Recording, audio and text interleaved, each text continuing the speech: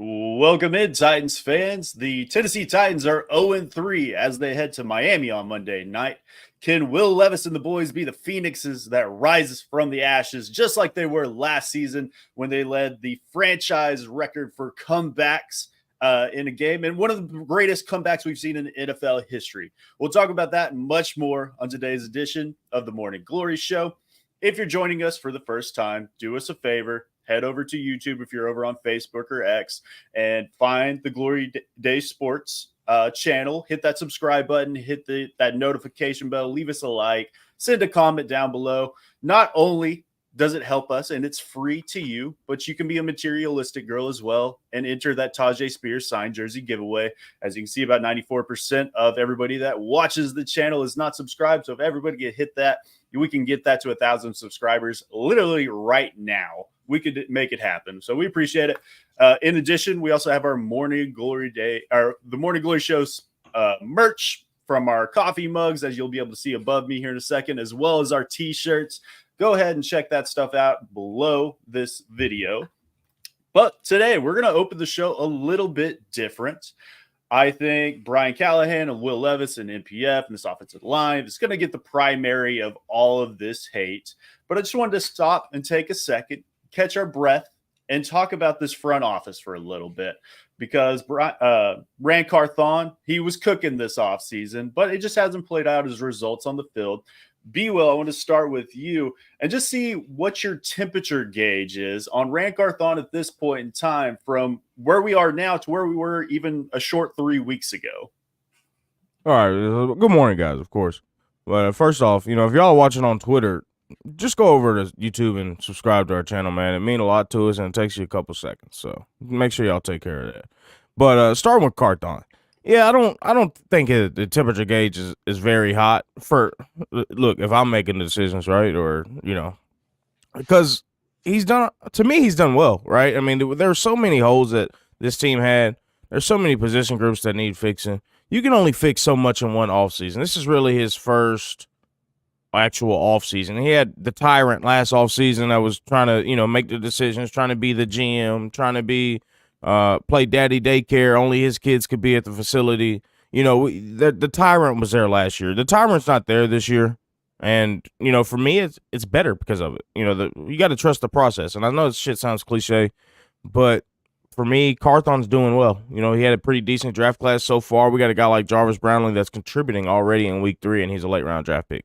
So you look at things like that, the value that has, and, if Brownlee can turn to be a serviceable starter, that's a major win out of the mid-late round draft. That's a good find. So Ridley, he hasn't really missed on free agents so far, in my opinion. We're, still TBD. Ridley's who we expected him to be as long as we can get him the ball. Cushenberry has progressed in the right direction, even though the offensive line has been horrific as a whole. He's not the problem. The biggest indictment on Callahan right now, and I hate to say indictment because, Tyreek Hill is playing him this week, but the biggest indictment on Callahan is probably the Skoronski pick, which is not looking good, I'll be honest. But it's still year 2, right? And I give Skoronski some grace. He's just now working with Bill Callahan this year, right? So, I'll give him some grace, and, he gets a little bit more time, right? The whole offensive line isn't looking good. So I don't really say it's Callahan's got a hot seat or anything right now. We absolutely have to trust the process because we are. I know. I said we was going to get 10 wins, but Jonathan talked me into it. But trust the process, man. These things take a while. It takes a while to build a team. You know how long San Francisco was bad out there before Shanahan and Lynch got a hold of them. It takes a while. It takes a good amount of time. The Chiefs, come on now, they were average till Andy Reid got over there and Mahomes. So it takes time to build a team, especially in the NFL, and build a sustainable team. There's no point in us building a team just for the peak to be two or 3 years of the franchise, and then we're blowing the damn thing up like we did a couple years ago. There's no point in that. We got to build a sustainable future for the Titans. We're going into a new stadium. It's got to be a sustainably good team that's going to be consistently good over, 7-8 years. That's what the goal should be. And you only get that through a good analytical-based process that's surrounded around analytics, surrounded by the people, and that's how you create a good foster a good culture for an organization like we're seeing now. I mean, the culture is a lot better. And to me, it looks like that from the outside.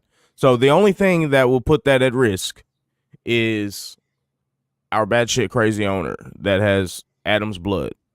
You just don't ever know. She can do some crazy shit, which I'm surprised didn't happen last week. So, we'll see. That's the only thing. But for her, my recommendation is she ain't got to take my recommendation. She's, but trust the process, let things play out, and tweak things along the way.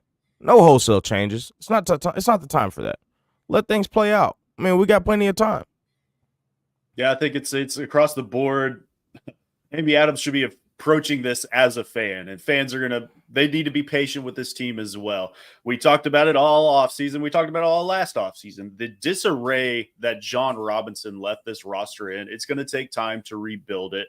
I think if I have a gripe with Ran Carthon at this point in time, it might just be the allocation of resources to non-premium positions. And I think you talked about with Peter Skoronski, that's probably the prime example, but we don't know how much of his hand was in that pick with Vrabel still being there, overlooking everything that he did. But I really liked the Skoronski pick when they initially made it, when he was a tackle, and then they kicked him inside to play guard. And when you just look at that and what was still on the board, he has to be Quentin Nelson coming in from week one. And obviously he was not that. He's still not that. But when you look at... He's Quentin Johnston. He's not Quentin Johnston. I don't think he's that bad. I think we're kind of crapping on Skoronski a little hard this morning. I'm not that... I was making a joke. I was half-ass making a joke. But. He's not, a top 10 player right now. But, and what I mean by top 10 is top 10 pick necessarily right now, but he's a really good player and he's going to get better. The left side, by the way, guys, when you break everything down and you really study what the first 3 weeks have been for this offensive line, the left side has been pretty good. The left side has been better than serviceable. They've just had moments where they've broken down. By the way, when your right side is a complete turnstile, we watched it happen, for a while on the left side. NPF was looking like a starter when it was guys like Daly and Andre Dillard on the left side. He was looking like a starter. Now that there are, really good players on the left side and they aren't the issue, now all of a sudden we're starting to see like, oh, he never really was a serviceable player. Like we just kind of got gaslit a little bit by his play. The reality is that Ran Carthon has done a fantastic job. In my opinion, he's not even his seat isn't even a little warm. His seat is nice and cold and cushy, and he's good because both of the drafts that he's been a part of for this team, obviously, we're not 100% solidified here because Will Levis could potentially not pan out. Something could happen with Tajay. Peter could whatever. You know what I'm saying? But looking at it right now, today, assuming that Will still has, the leash that he has. And by the way, even if Will doesn't pan out and they have to go with a different quarterback, I'm still not putting that on Ran Carthon because he made the move. But it's been confirmed by Diana Rossini and The Athletic that Carthon was trying to trade up for CJ Stroud. That's confirmed. 100%. The Titans were trying to move to 2. The Texans mouth ruined that. Yeah, exactly. The Texans were not going to let that happen. It was clear that they were going to have two of the top 3 picks. So now that we know what we know, it's like, okay, like they evaluated the quarterback position properly. They were going to go get their guy. They ended up not getting him, and they still get Will Levis, who is a top 4 prospect in that draft in the second round. So yes, jury's out on him. We don't know yet, but looking at these 2 drafts and seeing how we thought that he did a really good job this time around, especially in the later rounds, if Jarvis Brownlee hits, if Devondre Sweat hits, if JC Latham hits, which he's going to, he's looking like the best offensive tackle in this draft. So do you see what I'm saying? Like when you're talking about building a team, he's been the guy. And by the way, guys, when Vrabel left, our recruiting was in the air. We had no idea who was going to be bringing in free agents. And every single free agent that came in talked about how they connected so well to Carthon and his background as not only a player, but from his background growing up. So that's not even a conversation. And let me be very clear. even sitting at 0-3, which to me, everyone's panicking really hard right now, and I get it. The team has not lived up to the expectations that we built for them this offseason and that they built for themselves, to be fair. But I'm not super worried right now. Like, there's been plenty of teams. There's teams every single year that start very poorly that are able to get it figured out towards the back end. For us, even sitting at 0-3, if the Titans can get to, like, I don't know, 6-4 by week 11 or something, right? I'm just throwing out a random number. Like, I'm not saying they're going to do that, but if they can get to like 6-4, for example, in week 10, then all of this discourse and panic and pulling our hair out that we're doing in going into week 4 is going to be like, what were we even doing? Like, it happens every year. As a fan base, it's easy for us to get riled up and be like, oh, fuck, sky is falling. But like, guys, this is a brand new offense. Will Levis is going into his only 13th start or something like that. There needs to be time. Will is showing development in every single game where you can pick out like, oh, this is improving a little bit. This is improving a little bit. He's just playing under the worst line in football right now. And so let's figure that out and go from there. And I think to wrap up the question, Carthon's done as good as he can. Would I have made a little bit different moves here and there? Sure. But you hire a legendary coach. He's going to tell you who he wants. Let's be clear. Carthon was not, and his team were not piecing together this offensive line. Bill Callahan was. He brought in his guys. He thought there was good talent there. They made a smart money decision by saying, okay, we have some young guys here. Can you develop them, Bill? And Bill said, of course. And in the first 3 weeks, a couple of those guys are not looking great. By the way, Dylan Radins, perfectly fine at right guard. He's graded. He's the second highest graded Titan by snap count, if you don't include Brunskill's 6 snaps. Behind J.C. Latham, he's been the most productive offensive lineman for us through 3 weeks. So, hey man, Radins is not the problem, and to me, was never the problem. Well, he hasn't been great, but I saw a lot of people saying like, and don't get me wrong, I've been a fan of Radins too. Just last year when he was playing right tackle, when he was filling in at tackle, he kept TJ Watt from sacking Levis. Basically, he didn't give up a single sack, right? He had a really insanely good game against Watt. And so like he's a good player. He's just been shuffled around so much that it's like there's no continuity for him. So yeah, so I'm not worried about the roster development. I'm not worried about the coaching at this point. Brian has shown extreme transparency. He is a smart offensive mind, and there's been plenty of plays and development of scheme where you're like, oh, that was good. They just didn't execute. Like going forward on 4th down, 100%, they should have converted that. We'll just miss the easiest throw to the check down in Tony Pollard. So those types of things, I'm assuming, will clean up over time. And the Titans desperately need a get back. So that way we can get square and just be like, okay, the house is no longer burning. Let's get to cleaning up. And that's like where the Titans need to be. And if they lose this game, which is very, very, it's probable. If they lose this game, they've got to make extreme changes going through the bye week. And that extreme change needs to happen right now. Doesn't look like they're going to do it at right tackle, for example. So, we'll see. Jonathan, we can't say all that and then end like that, man.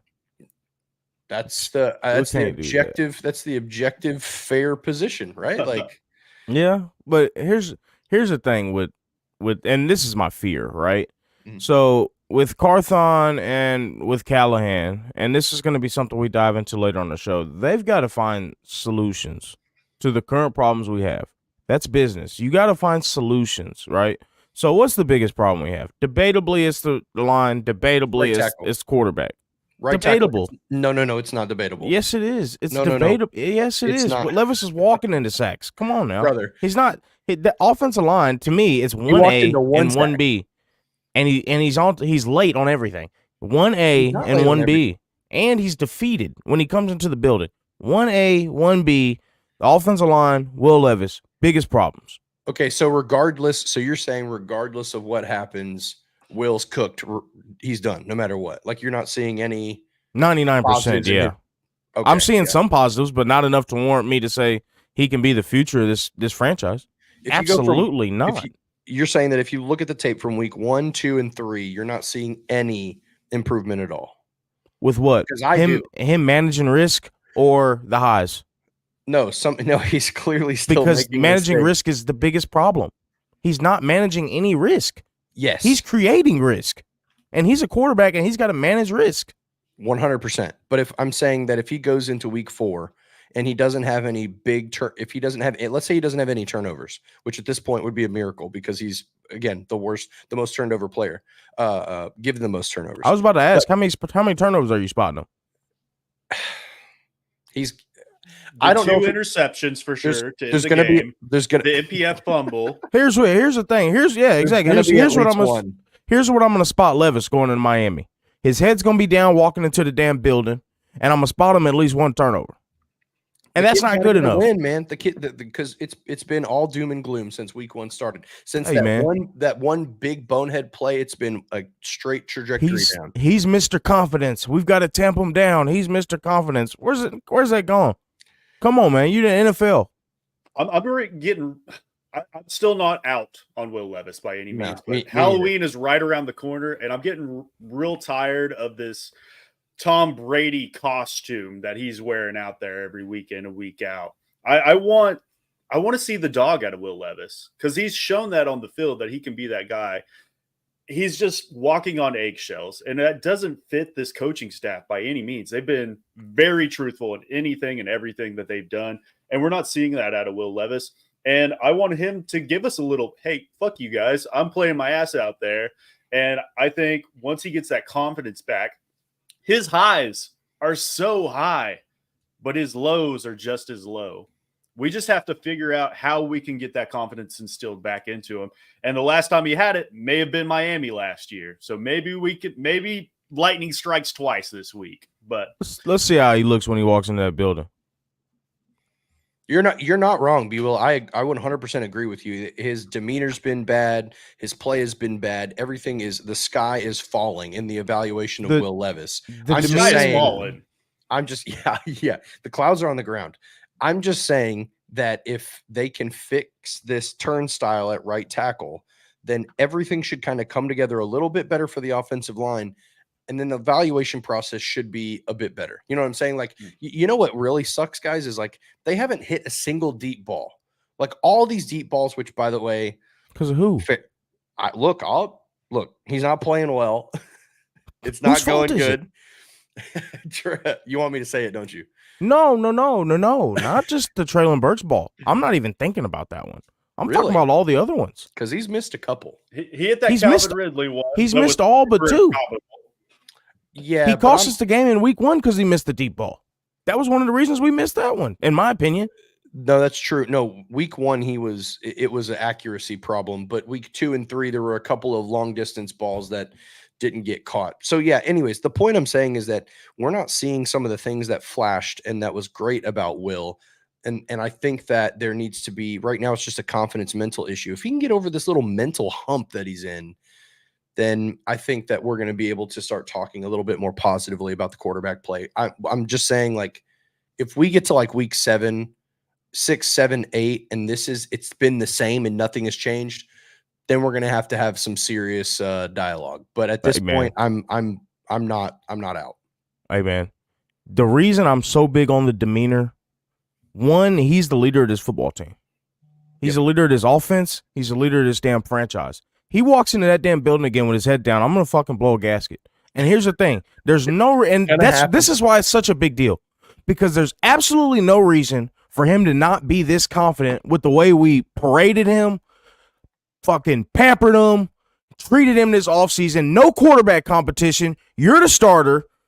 Callahan believes in you no matter what. We're not even looking at quarterbacks this draft. You're the guy. It's your show. It's your GOAT. You make it happen. All offseason, that's the message. What is it now? You're still the guy. Can't do no wrong. Show us. We've given you that. Did you see that picture that came out yesterday, like around Titans Twitter, where Callahan is literally screaming into his ear, letting him have it? I don't know. It's all like, "Hey, buddy, pat him on the back. You're doing so good." They've been riding him. But that's good. Together, though. Any athlete, if you're getting coached hard, that's good. That 100%. Means they give a shit. That means they still care. You can't be some weak dumpling, whatever the hell, if somebody's in your ass. That means they still give a shit. That means they're still emotionally invested in you. And when they're not doing that, that's a fucking problem. So come on, Levis, get it together. Have some confidence. Walk in there with your head up. Don't be a front runner. You was walking around with a cowboy hat on and shit week 1, chest out, head up, spraying your Mayo cologne. Where the hell is that now? That's what pisses me off. You're the leader of this fucking franchise. Show it.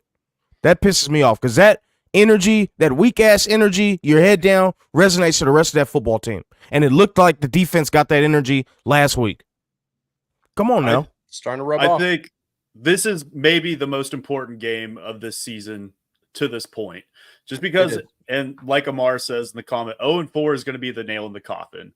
If we lose Snoop ain't no slouch, in the Snoop's Pro Bowl quarterback, baby. He's much better than the quarterback they faced last weekend, though, and that's not great for the Titans.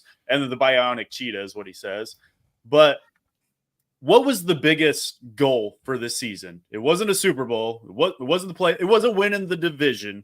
It was figuring out if Will Levis was the guy. Yep. And Two-Tone Blue Studios, MPF should not be on this team anymore. And Tom Weeshaw, sorry if I mispronounced it, we should bench MPF and Will gets a pass. How does that look for this team? I think that just furthers goes down to it. You're trying to figure out if this guy's the guy or not. And if he doesn't have protection at the end of the season, we don't want to have this question again. Correct. And that's why you can't bench him. Hey, man. You can't. You got to have him out there. Way later. If we're in week 12 and things are not looking good, then let's have the conversation. I don't care. I'm not saying bench him. Benching him at any point makes zero sense. No, I know. I'm just talking to the fans, but ultimately you have to do everything you can to make some adjustments. And at right tackle, it has to happen 100%. Like if it is me, I already said I've been campaigning for Chris Hubbard since the season ended last year. I thought we should have re-signed him and he should have been the starter at right tackle. For whatever reason, they didn't do that. They still could. For whatever reason, they're not doing that. I guess they're just trying not to give up on their young guys. But I promise you that this game, I hate it, but looks like we're going into this game with NPF starting at right tackle. And then if he starts to, not perform well, then they're going to throw Jalen Duncan out there. Duncan's been playing worse. So he's going to go out there. It's going to be a turnstile at right tackle. And that's why I'm not, very optimistic about what the offense can do in this one. For whatever reason, if that happens going into the bye, they've got to make a change. They got to trade for somebody. They got to whatever. It should be right now. But that's where I'm at. I cannot stress enough how important making it a change. They should have made a change Monday. They should have been like, yep, this is changing. This is happening. NPF shouldn't be cut. He's still on a rookie contract. He's still a serviceable backup, but he is not a starter in this league. He just showed it to us. As a matter of fact, he's the worst right tackle in the league. Hey, man, send these people to the unemployment line. I don't give a damn if they're on a rookie contract or not. And here's the thing. They should have been checking out the unemployment line. They should. Somebody should have came in and at least brought in and practiced this week to see if something was there. Have it be a Chris Hubbard, whoever it is. Instead, we brought in 4 running backs to work out and see how. Very well could have though. They could have brought people in for visits. We don't know that. The thing about he keeps a tight ship. But here's the thing too. This is the last thing I'll really say. I know we got Bill Callahan and the Broadway bouncers ain't look good. The offensive line, that's what I'm gonna call them now. The Broadway bouncers, they just let people in. Sacks are more than just an offensive line stat. Y'all heard Callahan say it all damn offseason. The receivers are getting open. It's not the receivers. It's a 3-poled thing that can affect the sacks. The receivers are getting open. The offensive line, the Broadway bouncers, they suck. Okay, but Levis also sucks too. He's got to get the ball out. Your quarterback can make your offensive line look a lot better than they look now. Brady did it all for a whole, and I'm not comparing him to Brady. Don't say that. I'm not. Don't think I'm saying that. But I'm talking about the footwork, the pocket presence. You can enhance the offensive line as a quarterback, and he is not at all. So it's part of it's on Levis too. It's not just the offensive line. It's not just the Broadway bouncers. It's the Broadway guy that didn't get the girl at the end of the night in the pocket. Number 8. I went back yesterday and just wanted to see where the Titans would have ranked if the right tackle position just didn't exist through the league, and just see how bad NPF, Jalen Duncan, and those guys have been out there. And essentially through 3 weeks, the Titans would rank 18th in sacks with 4 based on the offensive line, 27th in hurries, 27th in pressures, 25th in hurries, 23rd in hits, And then you add in that right tackle position and it jumps to 26th, 29th, 30th, 23rd. So it got much worse with MPF out there, but it doesn't mean this offensive line has been good, even regardless of him. And that's even with that, they credit him with this team with 8 sacks. We know they gave up 8 sacks last week and 7 amongst the 2 previous weeks. So that tells me PFF is crediting Will Levis with 7 sacks thus far this season. He's doing just as bad. He's just that's basically down the middle. So he has to get better about just moving through these reads more effectively. Stop staring down one guy. You got to move off of it. And I think that just comes with the arm arrogance. So he has improved on it from week 1 to week 3. And maybe the bye week, an epiphany will happen and he'll become Josh Allen. Probably not. But as long as he can continually progress a little bit each week, I feel bad saying this, but I could see the realistic scenario where we come to the end of the season and we go, you know what? He improves down the stretch. He starts the next season. And then we're right back here at square one. And we're trying to figure out if he's the guy next year. And maybe after that season, we can look at the Nikos out there in the draft. I was about to say, pick. Let's prepare for that because, if he's above terrible, which he will be. That's the third best play and option for us. Okay, the second best is what we'll talk about later on.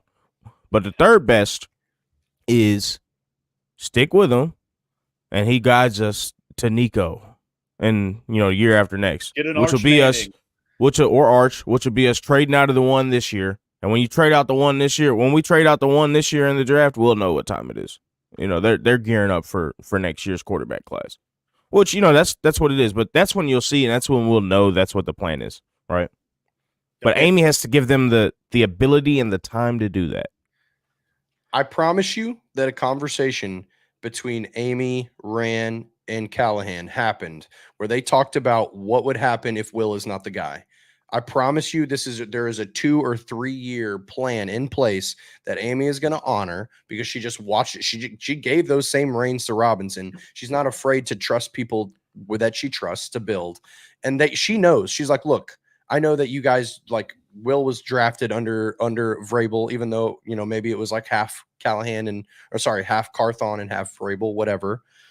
They have already had a conversation about if this doesn't go well and Will is not the guy, what's the plan? They've already had it. And it's exactly what Jake just said. I promise you, they're going to go through this whole year. Will is going to turn it around at some point and show enough to be like, okay, we're going to stick with him through the final or through the third year of his, second to last year of his rookie deal. And then they're going to do just that. They're going to try to prepare for the 2026 quarterback draft, which is a significantly better quarterback draft, in my opinion. And then they set up to get their guy. And then maybe they, if Will torpedoes, then they probably get a bridge guy. But the plan, I promise you, if Will is not the guy, it's 2026. They're looking at that quarterback class because if they can set themselves up in a certain way and they can hit on that quarterback in 2026 and go get Arch or be in the conversation for a Nico or something like that, then you propel yourself for the stadium opening the following season and you have what should be the guy at that point. And I tell you what, it ain't going to be Nico if Callahan gets his choice. If we're sitting at 1, no. It's not going to be Nico. It'll be Arch. Yeah. I don't know if Amy doesn't step in at that point and say. She might step in and say Nico. Guy. Yeah, she might. Yeah. Nico, by the way, Nico might prove to be a better player. Seats for this new stadium. But we know how close the Callahans and the Mannings are. So that's all. That's why I say that's true. It's very true. They got him the job. Well, I ain't gonna say they got him the job, but they, paid and put a word in. Yeah. Going back to the comics, Amar, who has been in the chat all day, we appreciate you. Callahan has been a disappointment so far, probably the worst out of the rookie head coaches. We should have hired a coach with more experience. I can start this one off, and I completely disagree.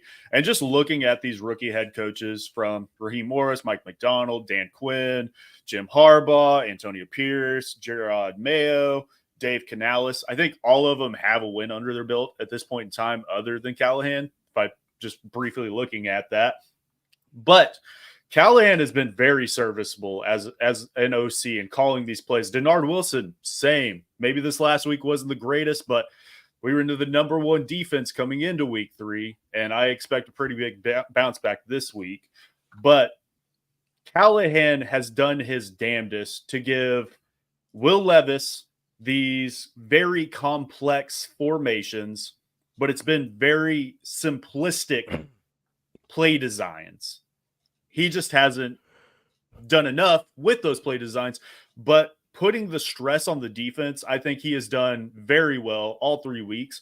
The game management might be the biggest issue, being able to adjust to these defenses, specifically in week 1 when Chicago decided they're going to blitz a lot more and they just couldn't adapt. And then we saw Miami show blitz a lot of time. I'm not sure. Last week, they showed blitz a lot of times, and this offensive line just couldn't adjust to it.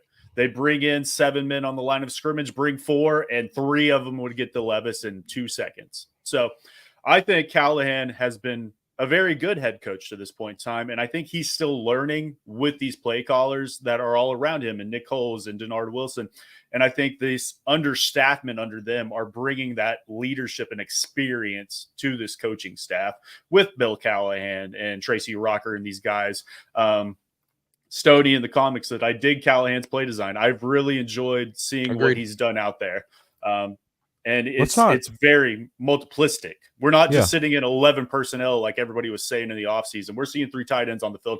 We're seeing Pollard and Spears on the field at the same time. They're getting Daniel Brunskill, who might be tight end 1 at this point in time, has played very well as that 6 offensive line. Yeah, what did I say? You said Daniel Brunskill. Did you mean Nick Vannett?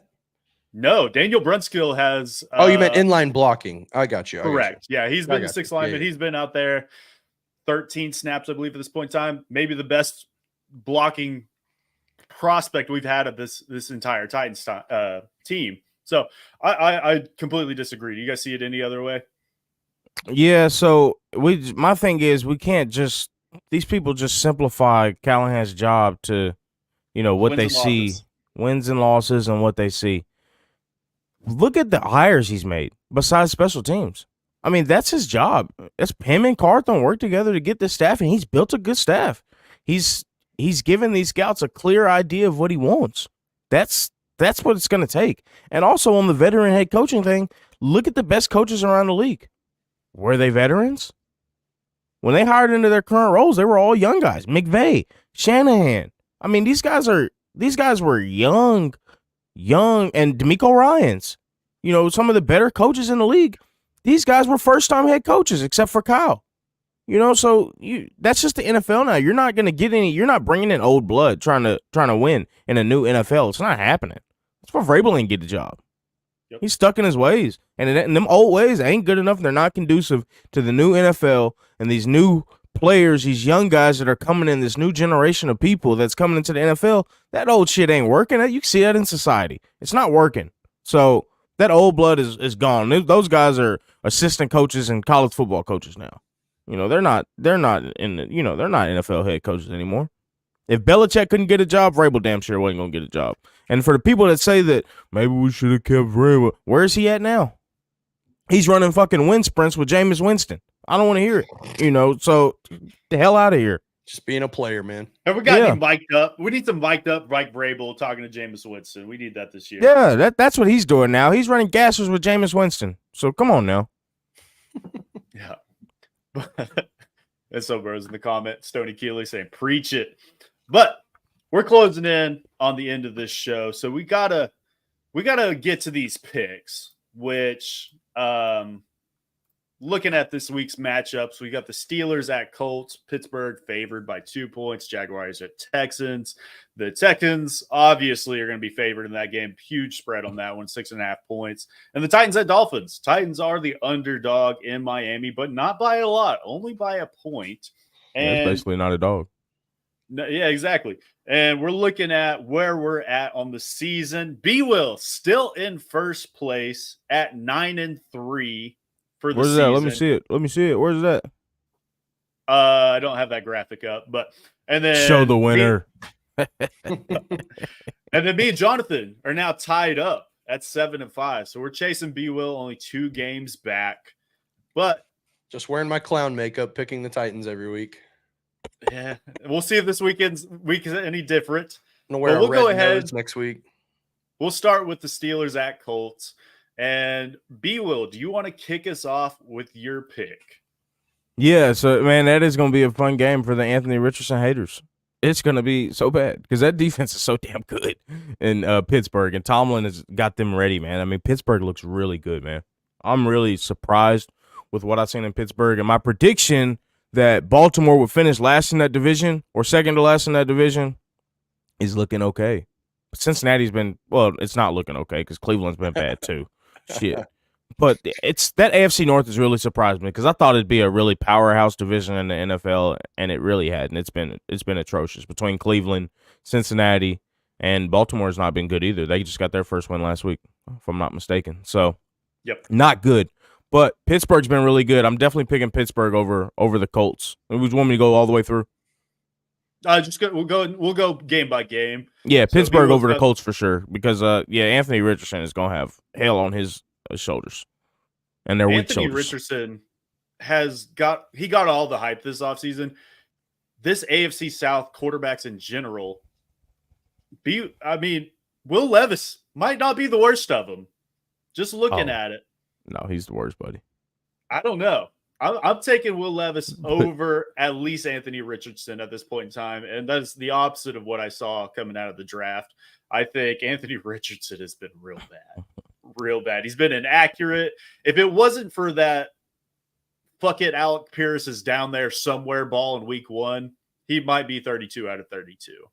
That's all I'm going to say. But Jonathan, who do you got in that matchup? Yeah, I agree with B-Will wholeheartedly on this one. Pittsburgh is a better team than we thought they were going to be, but we knew that their defense was good. Their defense has always been good, really. And there should be quite a bit of havoc happening for the Colts and that offense. And the thing is that they've been operating like fairly well.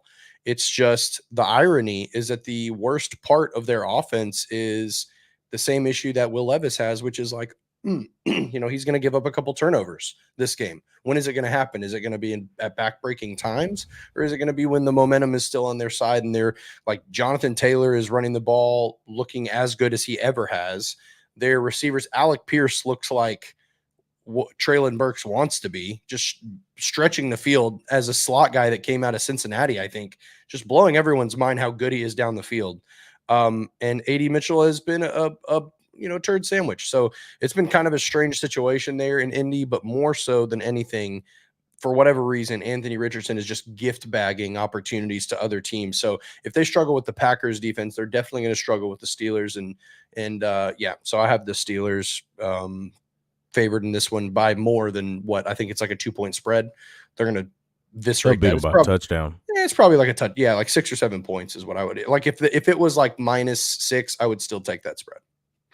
We are all in agreement here. I've got the Steelers as well. And I'm starting Justin Fields in fantasy this week because this Indianapolis secondary is very beat up and they're gonna surrender points. So I think Justin Fields is a good start. And if you're playing any Colts, you're probably wrong unless you're starting probably Jonathan Taylor. Michael Pittman is probably a drop at this point in time, which I don't think a lot of people would have thought in fantasy coming into the season. But that leads us to Jacksonville at the Texans. This one should be a pretty easy game, I think, to cover. I can kick us off on this one. I've got the Texans sweeping this game, and 6.5 points is the line. I'm going with the over on that. I think the Texans just destroy this Jacksonville team. They are not good. They're not good, and Doug Peterson might be the first head coach that's fired this season. I would not be surprised by that. Yep, because Khan is pissed. Yeah, he's pissed, and it's Jacksonville fans are down bad right now. Titans fans are down. I would hate to be a Jacksonville fan, though, because they just paid Trevor Lawrence all this money. They're in for a very long time with this show, and he has not been very, very good this season. I mean, he's very comparable to Will Levis. So, I'm going Texans all the way. What about you, B-Will? Yeah, it's definitely going to be Texans, and I think they'll blow them out. I'd take Texans double digits this week if I was a betting man. I'm serious. I'm not even a betting man, but I would do an alternate Texans plus 10. I would. They're at home.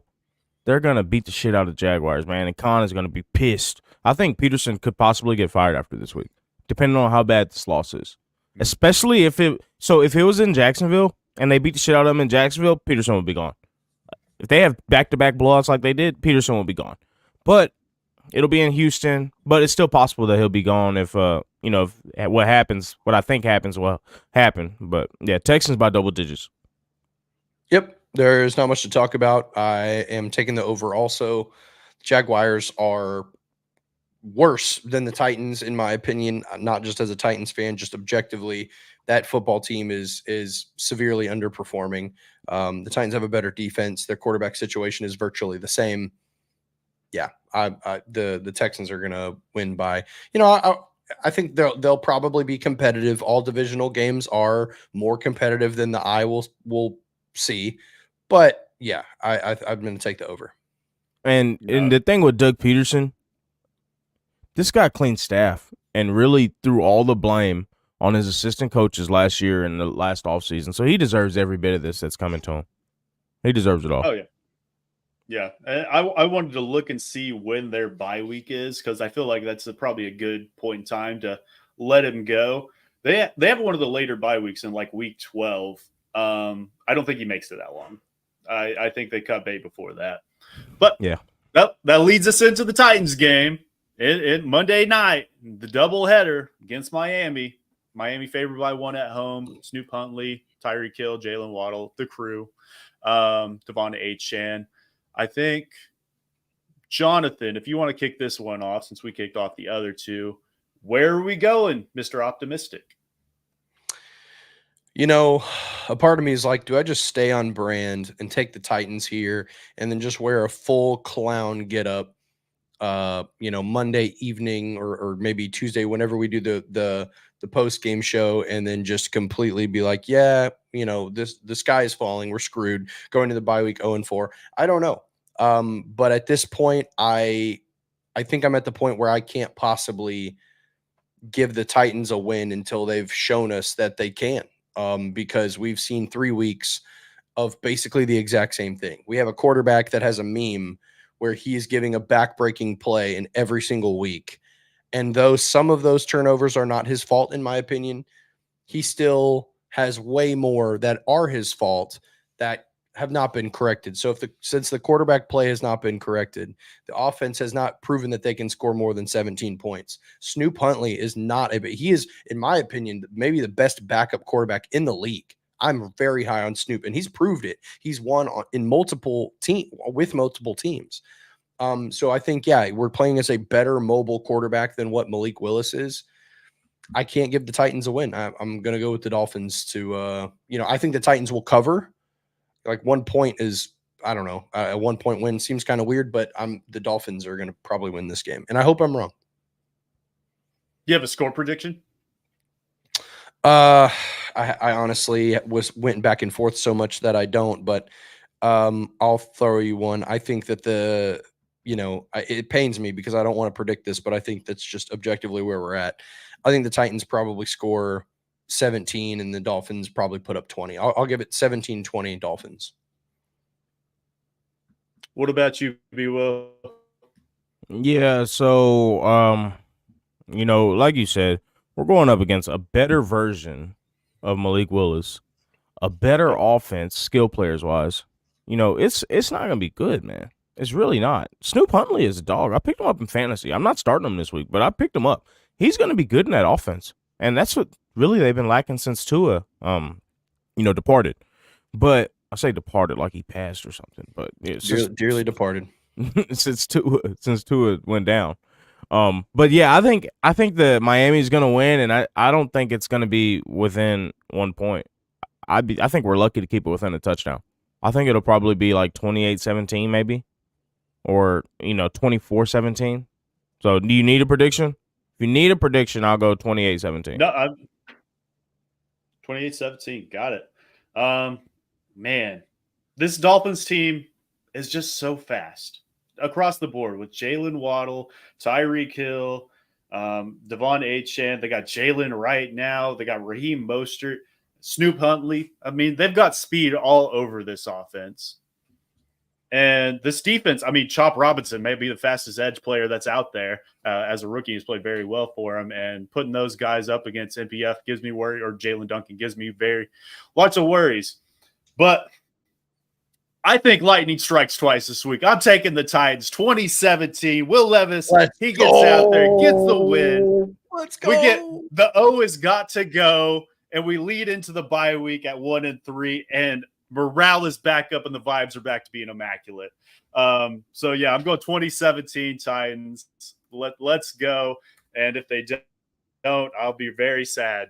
I'll be very, very sad going into the bye week. But I hope you're right, Jake. Man, I hope you're right. I think that wraps it up today. I hope I'm right. And I don't know if it's a rational decision, and it might just be for my mental health because I need it. I need it. Look, somebody's got to do it. Before we head out of here, I want to throw it. Somebody's got to do it. We're a Titans podcast. Somebody's got to pick the Titans at least. B-Will, you put out a tweet yesterday, if I recall, in regards to Rex Road and Bryce Young. Hey, man, I'm reporting. I wanted to give you the floor just for a couple quick minutes before we get out of here. We do have a hard stop here in just a few minutes, but just wanted to throw you the ball, let you talk about it, and we'll go from there. So I aggregated an article from The Athletic, and Joe Rexrode was part of the article. Shout out to Joe Rexrode because he read my mind. He proposed, the article was, and it wasn't Rexrode's idea. He's in the replies defending himself. But he got a directive from somebody. I don't know if it was from the script writers of the NFL. I don't know who it was, Joe. You let me know. But he got a directive and said, if the Titans were to trade, among other teams, if the Titans were to trade for Bryce Young, what would a package look like? So he wrote the article. He did his job. Just kicking the tires. He kicked the tires. Yeah, kicking the tires. And, I've been talking about this a couple weeks now. I saw that. I was like, I've struck gold. But Rexrode presented the trade of Will Levis for Bryce Young and Carolina's 5th-round pick. And I think that is an excellent trade. And I think that gives us an out on Will Levis, gives us an opportunity to have a project with Bryce Young, who fits the system a lot better, is a better processor than Levis, is better, more accurate than Will Levis. And it gives us the opportunity to, throw a knife in the dark and see if we can take a crack at Bryce Young, undertake the Bryce Young project. If it doesn't work, we draft a quarterback. I think it's a good idea. Other people don't, but I do want to say one more thing. Groupthink is what has led to the collapse of many civilizations in the history of the world. Groupthink. And you people that don't think for yourselves, shame on you. Don't listen to ESPN. That's a good point to end it on. Yeah, just a quick rebuttal to that, bro. I just don't know if I just can't get on board with that right now. Like if we see another big time collapse in Miami and you go into the bye and that, like, maybe if it's just like all terrible all the time for him, but I don't agree that Bryce is a better quarterback necessarily. I do think Bryce has been drafted into a bad situation. And if Bryce went to a different team in a better situation with maybe better coaching or whatever, then I think that he would probably play better. But he has a mental thing going on with him as well that's causing the poor play. Also, he doesn't have the physical traits that Will Levis has. He just doesn't. He has a good arm, but like he's not as big and physical. And like, yeah, he's a little mobile, but I just don't love that idea. I don't think he's Kyler Murray is what I'm trying to say, right? Like, so I don't know. I'm not completely out on the idea. I think it's interesting. It doesn't necessarily set us back. The only way it does is if Will Levis goes out there, beats the Dolphins on Monday night and starts to get some of his swag back and start to look like, okay, this guy is truly improving. Then it's 1,000,000% off the table. I don't know if I'd make that trade today if I were Carthon, because I don't think I've seen the true potential to Levis. And I would almost rather ride that and then kind of go from there. Because if Will continues to play like this, then the Panthers aren't incentivized to make that trade at all. So while it's interesting, I just don't know if it has any legs. You can't trade a used car with the third wheel off, and we've got one wheel off. So that's why I say you take care of it now, because after this week, you could have the whole rear axle off. It's true. Yeah. I'm not there just yet.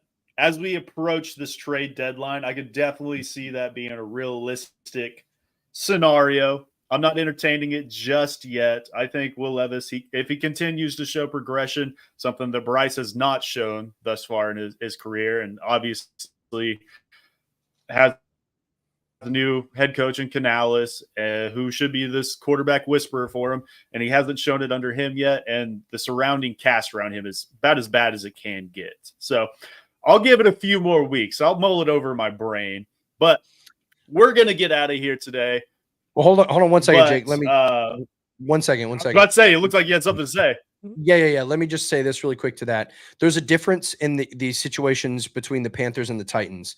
The Panthers organization has been failing again and again and again and again, and they have been bad for far too long. So it almost makes more sense to bench your young guy, get some wins under your veteran, and kind of get some wind in the sails of the organization, because right now they kind of need to win some games, get some confidence in their young coach, get some confidence in their young roster more than they need a quarterback to hit, which sounds kind of crazy, but that's just where their organization is. The Titans are in a different boat. The Titans have a much better roster. They've been, they've come off of some disappointing seasons, but have in recent past had some very strong playoff performances and had some success. So there's just a little bit of a different situation. The Titans have to figure out their franchise quarterback way more than the Panthers do, at least right now.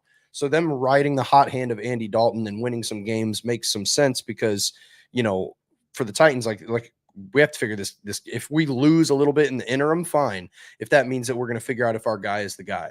So their situations are very different. The trading thing is kind of strange. If they keep winning with Andy Dalton, does it make sense to move off of Bryce for pennies and then still have to figure out your quarterback situation? It might not. They might just be like, look, unless it's a really one-sided trade where we can recoup some serious resources, it just makes sense for us to let him sit. And then once the Andy Dalton experience is over, then maybe, the team can get enough confidence to where that bleeds off of Bryce. I just don't see. I will say, though I don't think it's going to happen. If the Titans continue to lose and Will continues to play the same as he's been playing and can't figure out the turnover situation, then that conversation is going to heat up and heat up and heat up as we get closer to the trade deadline. And who knows, sometimes in those situations, that can happen. Or who knows, like maybe Russell Wilson is a player that gets talked about. Like maybe you trade for Russ and you bench Will and you sit him and you try to revive the season. There's a couple of different options here for the Titans, but very strange nonetheless. But if Will can't turn it around, and I agree with you, Jake, it starts on Monday night.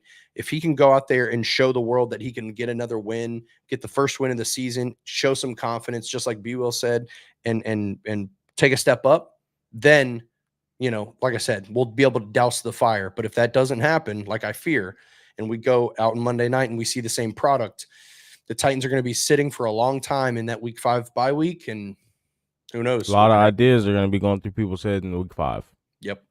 Yep. And that is one of the ideas that I expect to go through Carthon's head. He looks like a genius if it works. Callahan looks like a genius if it works. We're able to use the top draft pick we'll have next year on top-end talent that's not quarterback. We can get an edge guy that we sorely need. We get a dominant receiver, a dominant tackle. I mean, come on now. Sky's the limit if it works. I mean, I don't hate it because you make that. Sorry, the last thing I'll say, I don't hate it entirely, because if you make that trade, my son is literally coming into frame. If you make that trade, then ultimately, if it pans out and Bryce does well, then great. 10-year contract. He's ready. And if he doesn't, then you're in the same situation as well. Yep. It's just trying something else. I'll say this before we get out of here. I don't think it's going to happen, because if I'm from the Panthers' perspective, I don't want another quarterback in that trade for Bryce. I'm probably just trading for draft capital, because I don't want the scenario where we make that trade and Will Levis plays well for them, because then they'll go into that offseason going, hey, we have the number 1 pick, the number 2 pick. Do we use that on our quarterback? I think they want to just get their quarterback of the future in the draft, if that's the scenario they go with. So, and I don't see this team having Will and Bryce on this team at the same time. Nope. I just don't see that happen. The Russ situation, I think, might be slightly more plausible, just because I think the Steelers would let him go for probably pennies, especially if Justin Fields continues to play as well as he has. So we'll end it there today. No post-game show this week. We'll do that on Thursday since we got the bye week. So we don't have to do another preview next Thursday. So we'll do that on Thursday. But we appreciate everybody that's been in the comments, from MB to Amar to Sobros, Two-Tone Blue Studios, Tom. We appreciate you guys. We will check y'all guys out next week.